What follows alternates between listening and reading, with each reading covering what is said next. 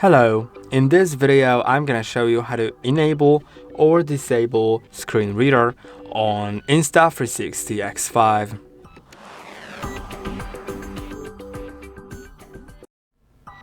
To do it, simply slide down from the top of the screen, then go to settings.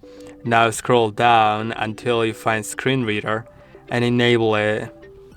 Now you can activate it for shooting, switching modes, and for low battery.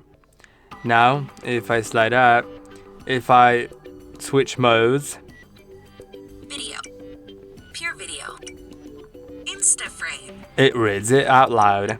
video, If I start shooting, start recording, shooting complete. or finish it, then it also does that. And if I had low battery, it would also tell me so. I hope that this video was helpful. Don't forget to like and subscribe, and see you in the next one.